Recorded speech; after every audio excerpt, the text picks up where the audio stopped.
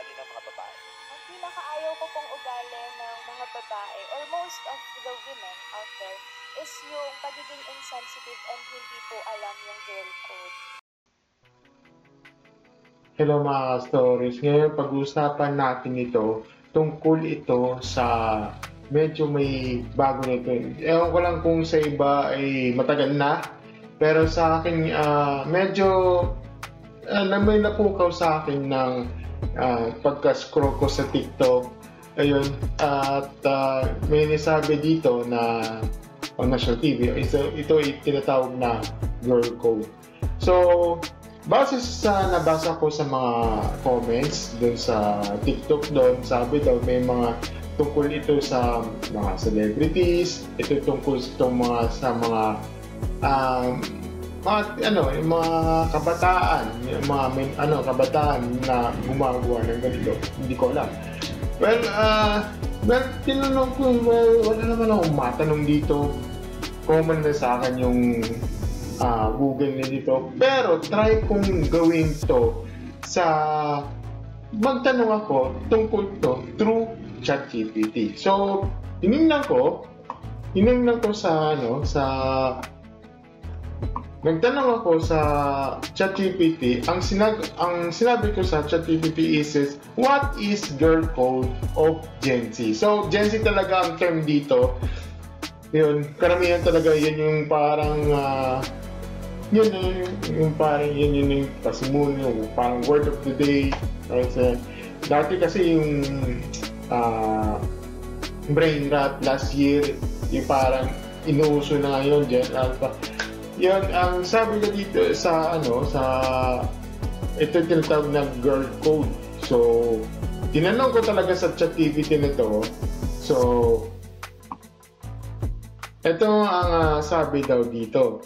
Tinanong ko daw, what is a girl code of Gen Z? Ito naman ang sabi niya, according to ChatGPT, sabi niya dito is, the girl code of Gen Z is essentially a set of unspoken rules or guidelines that focus on loyalty, respect, and support among friends, especially among girls. It evolved with the times, influenced by social media, feminism, and push for inclusivity and mental health awareness. Okay, well, every group of friends may have its own variation. Here are some common themes. Okay, may themes pala dito. Tinutukoy, merong 9 difference, no? Para ito. Number 1, support your friends. Always have your friends' backs, whatever it's standing up for them, helping and when they down, or celebrating their success. Loyalty is huge.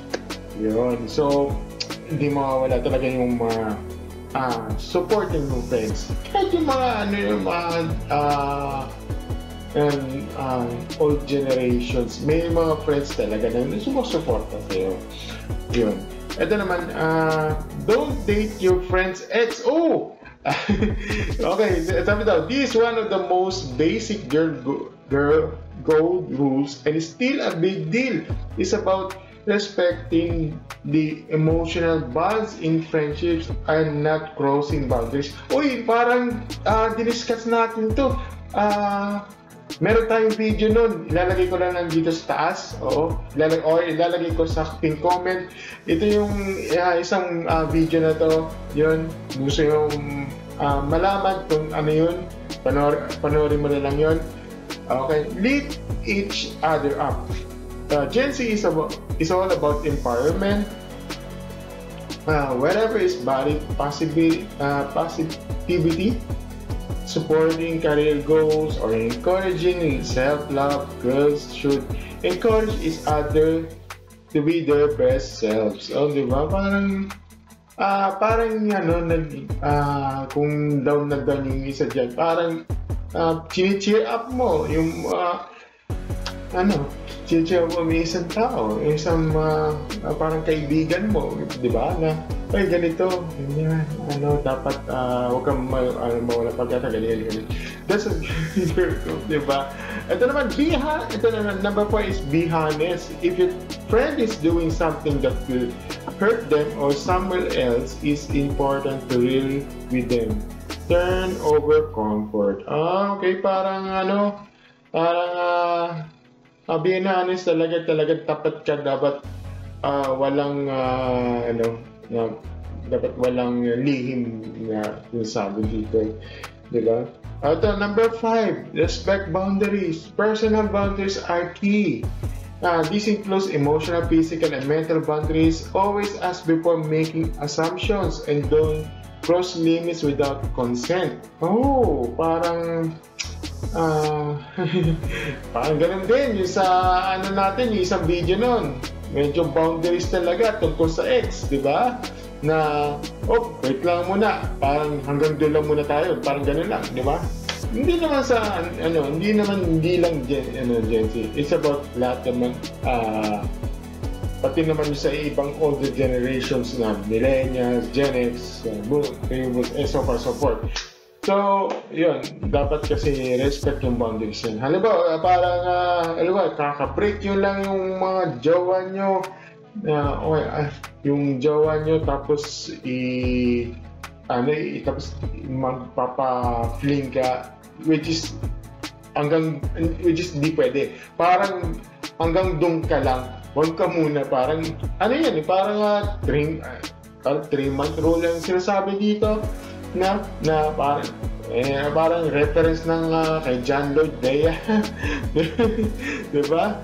Ito naman, number 6, don't drag your friends down.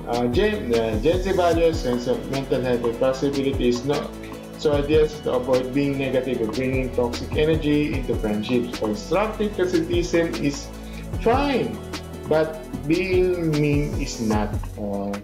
Tama naman may mga, pati naman sa mga millennials, Gen X, hindi hinahatak pa. Talagang parang sunod, parang sumabay ka sa umangat. Parang kung maging kaibigan kayo o kailangan sabay kayong umangat. Yan ang dito, diba? Yan yung sabi. Ito naman, confidentially is key. If your friend shares something personal, it stays between you two unless they say otherwise. Respecting privacy is non-negotiable. Okay, kailangan confidential, dapat lahat kayo confidential. Pero may nasa lugar itong sa confidentiality dito, dapat nasa lugar. Kasi kung ibabayaran mo, may content lang ito, iba na yun. Okay, yun nga, dapat kung kayong magkaibigan hanggang lang. Pwede naman, wala naman masama mag-share ng personal aspect or personal feelings, gano'n. Pero kung ikakalat mo lang yung, ganito siya, ganito, hindi maganda yan, okay? Pero nasa lugar ito yung confidentiality nito. Pero nasa sa inyo na kung ilalabas niyo yun, kasi kaibigan kayo, wala mang problema doon, diba? Pero maging alista mo muna kasi hindi mo alam yung sino bang sino kinakaibigan nyo. Wala nang problema din naman. Be there on the crisis. Number 8, whatever's dealing with breakups, exams, family stuff, or anything else, being there in your friends when they need you is huge. Okay. Sa hirap at ginhawa, dealing breakups and exam, parang lang ito, girl best friend. Hindi. Iba ko sabihin, parang hanggang tunay na kaibigan, walang iwanan. Diba? Family stabilities. Ganun din yung yung mga siblings ko. Lalo na yung old sister ko na marami siyang mga kaibigan, diba? Talagang, pero piling-pili lang. hindi ko alam kasi kasi sa iba, yung ako at saka yung kapatid ko, pili lang. Yan, yung dito lang merong iba na yun hanggang doon lang, ganun. Ito naman last but not least, number 9, no competition, just collaboration. In generation where compassion is constantly happening on social media, Girl Code for Gen Z includes ditching the competition is focusing on celebrating each other's unique strengths. Okay, yun lang naman ang sinasabi dito. Yun nga, sa akin lang naman, Girl Code, go. Yung may mga Girl Code talaga. At yun pala yung mga Girl Code. Parang lang yan na parang lang yan na parang mayroong mag-best friend, mayroong friends. Di ba, may mga ganun kasi na may nakikita ko sa mayroong mag-best friend, mayroong friends yun, ganun. Or talagang mayroong group friends, ayun. Yan lang, may yung nakikita ko. Hindi lang Gen Z, mapa millennials man yan, may pa Gen X, even yung yung mga high school pa ako, may napapansin, may Girl Code pa rin doon. Siguro hindi hindi pa nagagamit yung term na yon, pero yun yung parang gamit nila nung Gen Z na ito yung Girl Code pala. Kasi sa amin kasi yung kabataan namin, kaibigan lang, parang ito, best friend, hindi lang. Wala naman special treatment, wala naman lang. At least kung merong special something, gano'n, na mga kaibigan. Mga girls, yun, kasi ako, malaki akong private school, so yun lang. At may may public school din, mayroong ganun din yung yun lang. Yun lang masasabi ko. Kayo, sa tingin nyo, ano bang Girl Code sa inyo? Lang, comment section na lang sa inyo sa baba. Gusto nyo magdagdagan mga thoughts nyo. Babasahin ko para bang thoughts nyo, kung bang opinion nyo, para malaman natin sa inyo, bang Girl Code sa inyo dyan.